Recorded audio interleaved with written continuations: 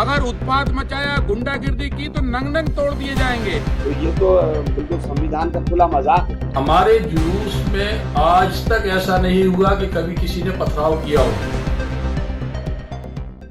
हम आह भी बढ़ते हैं तो हो जाते हैं बदनाम, हम आह भी बढ़ते हैं तो हो जाते हैं बदनाम, वो कत्ल भी करते हैं तो चर्चा नहीं होती। जी हाँ, मध्य प्रदेश के छतरपुर में जो घटना घटी है उसे देखते हुए ये कहना बिल्कुल ठीक होगा।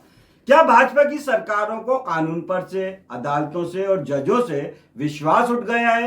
अगर ऐसा है तो फिर अदालतों को बंद कर देना चाहिए। नमस्कार, आप देख रहे हैं नारद मुनि लाइव और मैं हूं आपके साथ जुबैर कुरैशी।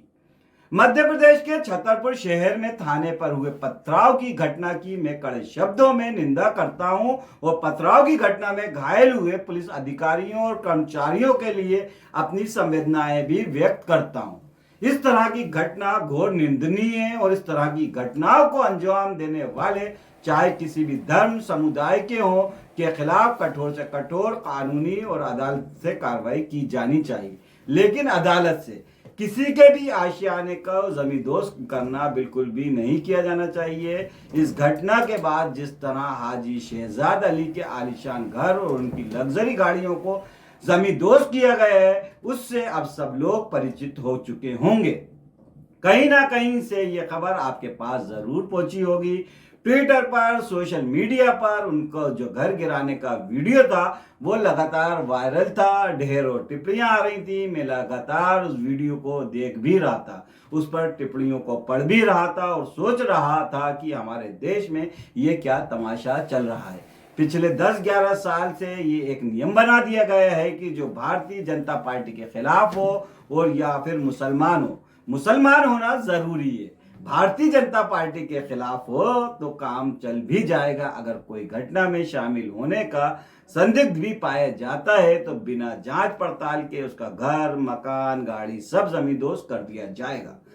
और ये नियम सिर्फ और सिर्फ विशेष समुदाय के लोगों के लिए ही मान्य होगा। आपको याद दिला दूं कि हाल ही में मध्य प्रदेश के ही एक जिले के कलेक्टर का ऑडियो भी खूब वायरल हुआ था, जिसमें वे साफ कह रहे थे कि मैं केवल मुसलमानों के घर गिराऊंगा, हिंदुओं के घर नहीं गिराऊंगा। मुसलमानों के खिलाफ अभी एक नया खेल शुरू हुआ है, जो शुरू तो उत्तर प्रदेश से हुआ था, लेकिन धीरे धीरे भारतीय जनता पार्टी के सारे मुख्यमंत्रियों ने खेल सीख लिया है।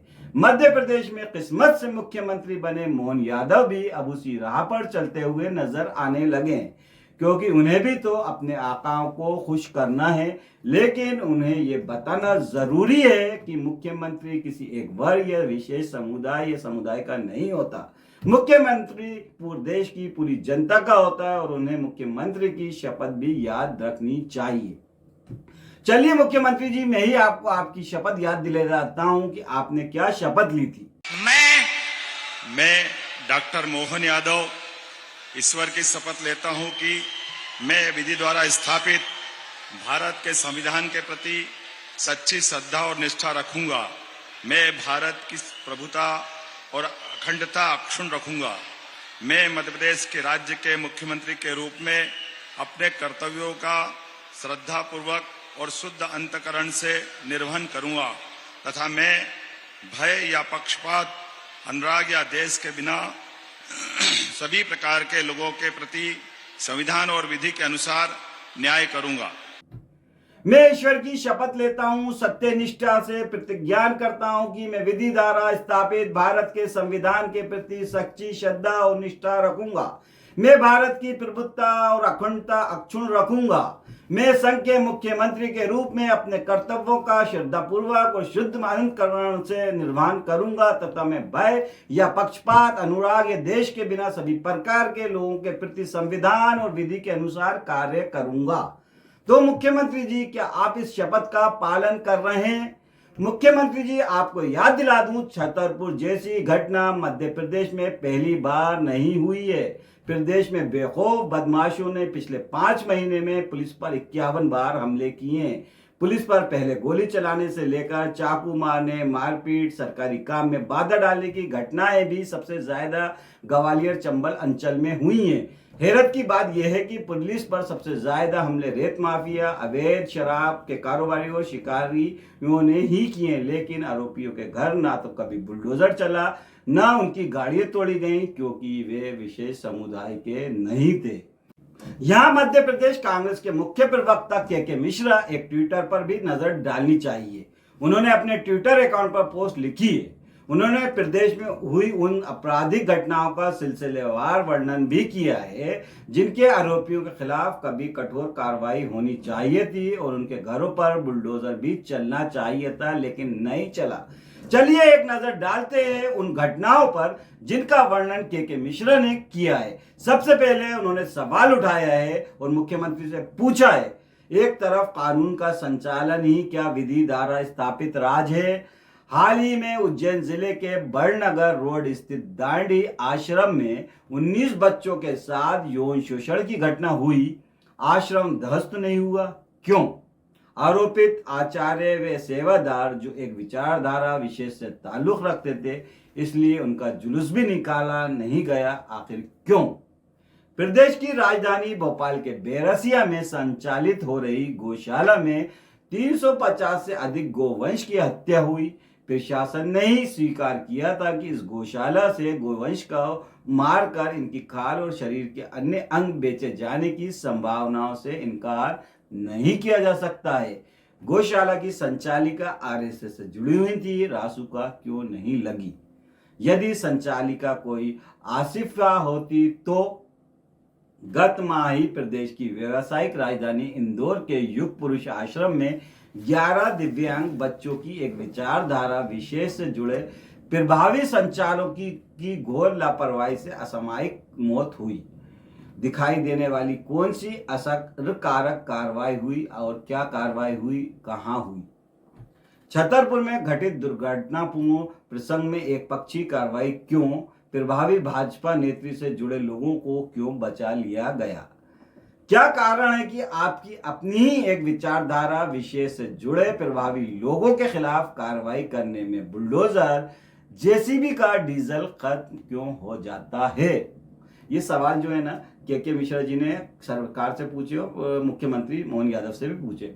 प्रशासन और सरकार अपनी असफलताओं को छुपाने के लिए ऐसी किसी भी घटना के बाद दुकानें, मकान, फार्म हाउस ध्वस्त कर कार्रवाई लेने की कोशिश करता है। इस कार्रवाई के दौरान वही एसडीएम, तहसीलदार, राजस्व निरीक्षक, स्थानीय निगम का अमला मौजूद रहता है, जिनके संरक्षण के कारण ही इस तरह के अवैध निर्माण होते हैं। कोई भी अवैध निर्माण 1 या 2 दिन में पूर्ण नहीं होता, लंबा वक्त लगता है। तब कहीं ये उक्त जब निर्माण होता है तब ये अमला क्या भांग पीकर सोया रहता है?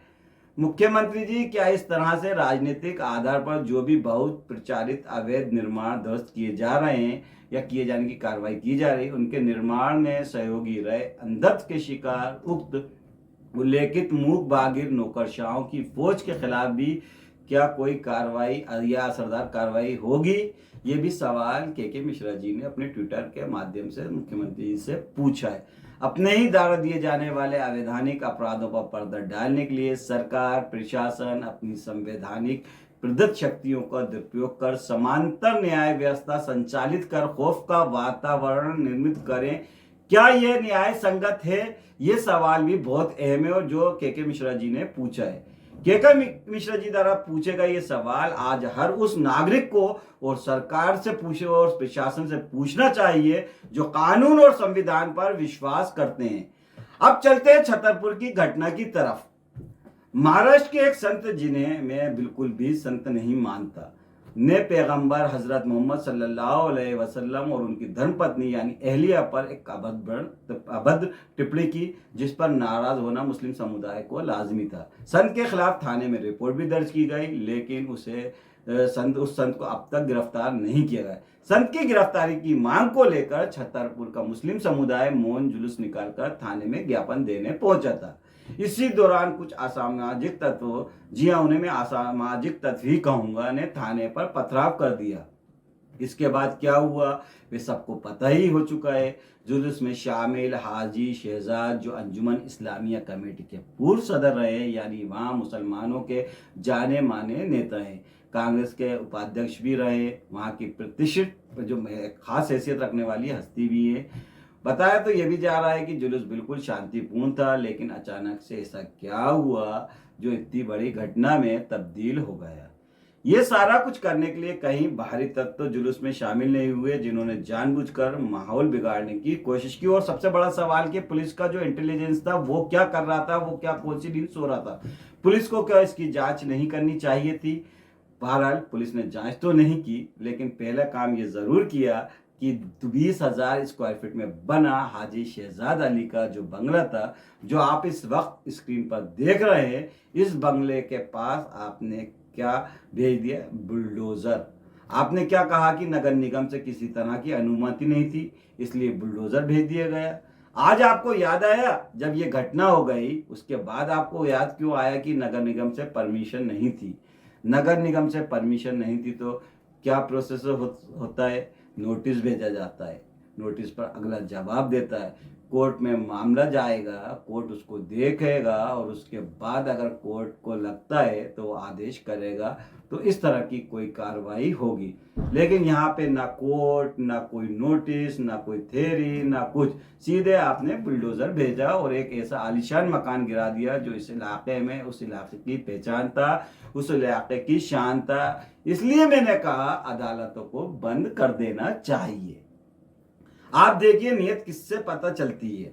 घर तो घर, उसके सामने जो 3 गाड़ियां खड़ी थी, उन गाड़ियों के ऊपर भी बुलडोजर चलाया गया, उन गाड़ियों को भी तोड़ फोड़ दिया गया। ये क्या है? ये सीधे सीधे बताता है कि आपके राज्य में न्याय व्यवस्था पूरी तरह से खत्म हो गई है और गुंडागर्दी चल रही है, चाहे इधर से चले चाहे उधर से चले। अभी गुना की घटना है, वहां एक बच्ची के साथ दरिंदगी हुई, उसके अपराधियों को गिरफ्तार तक आप नहीं कर पाए। ऐसी 50 घटनाएं मध्य प्रदेश से रोज आती हैं जहां अपराधियों को आप गिरफ्तार तक नहीं कर पाते हैं। और यहां पत्थरबाजी हो गई तो उसके बदले पहले आपने क्या किया? क्या उनको इस तरह से गिरफ्तार करते? उनके सामने तो आपकी गिग्गी बन जाती है, उनको एक फोन आ जाता है तो आपकी हालत खराब हो जाती है। और यहाँ चूंकि वो मुसलमान हैं, चूंकि कांग्रेस से जुड़े हुए हैं, इसलिए आप ये सारी कार्रवाई कर रहे हैं। इस घटना को लेकर भाजपा के नेताओं के बयान भी जरा गौर से सुनिए। ये वही नेता हैं जिनके मुंह में उस समय दही जम जाता है जब अपराधी उनके ही समुदाय के और इन्हीं के पार्टी के होते हैं। बीजेपी कार्यकर्ताओं ने बहुत जबरदस्त पत्थरबाजी की, जिससे हमारे कुछ जवान घायल भी हुए हैं। तो सुनिए उनके ये बयान भी। छतरपुर की कार्रवाई पर शासन ने बहुत जमकर कार्रवाई की है। गुंडे मवाली कान खोलकर सुन लें, शांति से आवेदन दो, विचार किया जाएगा, नियम अनुसार काम होगा, बाबा साहब अम्बेडकर के संविधान का पूरा पालन होगा। अगर उत्पात मचाया, गुंडागिर्दी की तो नंग नंग तोड़ दिए जाएंगे। आज तक कभी ऐसी परंपरा रही नहीं है इस प्रदेश की कि मुखिया ना मिले। चीफ सेक्रेटरी इंदौर, आज से पहले बीजेपी की गवर्नमेंट थी, इंदौर के अंदर देपालपुर में मामला हुआ। हम लोगों ने दिग्विजय सिंह जी ने, हम सब ने मांग करी कि हमें चीफ सेक्रेटरी से मिलना होने का, बिल्कुल मिलेंगे, बात करेंगे। कई इश्यूज पे हमारे माइनॉरिटी के डेलीगेशन को हमने कहा हमें डायलॉग करना है भाई। अगर मतलब चीफ ही डायलॉग ही नहीं करेंगे तो ये तो हम किस तरफ ले जाना चाहते हैं? बिल्कुल नई परंपरा डाली जा रही।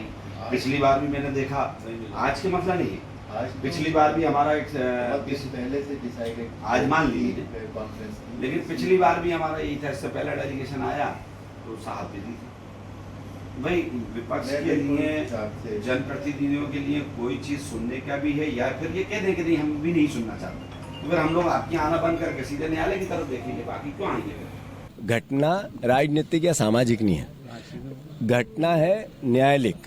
जो अपराधी है उस पर कानून अपना काम करे, पर दहशत बनाकर न्याय की जो मूल धारणा है, न्यायपालिका की मूल धारणा, उसका एक तरह से हत्या करना, इसका विरोध है कांग्रेस के कार्यकर्ताओं के खिलाफ भारतीय जनता पार्टी जानबूझकर पुलिस प्रशासन के माध्यम से इस प्रकार की कार्रवाई कर रही है। कोई मुजरिम ही नहीं और उसका मकान तोड़ दिया जाए तो कहां तक सही है? मैं सीधा सवाल पूछ रहा हूं, जो लोग भी ये वीडियो देख रहे हैं, क्या धर्म के आधार पर या समुदाय विशेष को देखकर इस तरह की कार्रवाई जायज है? मेरा मानना यह है कि किसी भी घटना के आरोपी का, चाहे वे किसी भी समुदाय से हो, उसके घर या आशियाने को बुलडोजर से जमींदोज करना न्याय संगत नहीं है। आरोपी को कैसे सजा मिलना चाहिए ये फैसला अदालत का है और अदालतों में जजों को लेने दीजिए। मैं उन लोगों से ये भी पूछना चाहता हूं, चाहे किसी भी धर्म के, किसी भी मजहब के लोग जो ये वीडियो देख रहे हैं, उनसे पूछ रहा हूं कि अगर उनके बेटे से या उनके परिवार के किसी सदस्य से कोई अपराध हो जाता है या कोई घटना हो जाती है और उसके बदले में अगर उनका घर गिरा दिया जाता है, जमींदोज किया जाता है, तो क्या ये न्याय है? वैसे सवाल तो मध्य प्रदेश के माननीय हाईकोर्ट और देश की माननीय सुप्रीम कोर्ट से भी पूछा जाना चाहिए कि इस तरह की घटनाएं लगातार हो रही हैं, इनके वीडियो सामने आ रहे हैं, आप इसमें हस्तक्षेप क्यों नहीं करते? किसी एक घटना को खुद संज्ञान लेकर आप उस पर सरकार को सीधा क्यों नहीं करते? क्यों नहीं सरकार से मुआवजा दिलाते? क्यों नहीं उनसे बोलते कि अदालतों के काम में दखल देना बंद करें? 20 करोड़ का वो घर था, 1 करोड़ के आसपास की गाड़ियां होंगी, एक आदमी कितनी सारी संपत्ति एक दिन में नष्ट कर दी गई। और हमारा देश, हमारा संविधान जो है निजी संपत्ति की रक्षा के लिए वचन देता है कि आपकी निजी संपत्ति की रक्षा की जाएगी। आखिर हमारी अदालतें उस पर ध्यान क्यों नहीं देती हैं? क्यों नहीं मध्य प्रदेश की हाईकोर्ट, ये सुप्रीम कोर्ट देश इसका संज्ञान लेकर मध्य प्रदेश सरकार को कटघरे में खड़ा करके पूछती है कि ऐसी हिंसक, कौन सी ऐसी हिंसक कार्रवाई जो है, जो आपने की है, किसी के निजी संपत्ति को जो इस तरह नुकसान पहुंचाया है, उसका आधार क्या है? क्यों नहीं वो ऐसे मामलों में सरकार को मुआवजा देने के लिए मजबूर करती है? लेकिन ऐसा लगता है कि सबने आंखें मूंद ली है। देश में ये जो बुलडोजर राज चल रहा है ना, दरअसल ये किसी के घर पर नहीं चल रहा है, ये किसी की गाड़ी पर नहीं चल रहा है, ये देश के संविधान पर चल रहा है। और अगर हमारा विपक्ष इस बुलडोजर और संविधान के बीच में खड़ा नहीं होगा तो फिर कुछ भी बोलना बेकार है, बेमानी है। लेकिन एक बार आप भी जरूर गौर कीजिए, जो भी हो रहा है क्या सही हो रहा है? अपनी राय हमें कमेंट करके ज़रूर बताइए। और ये वीडियो पसंद आए तो इसे लाइक कीजिए और शेयर कीजिए। और हाँ, हमारे चैनल को सब्सक्राइब करना ना भूलिए। नमस्कार, जय हिंद।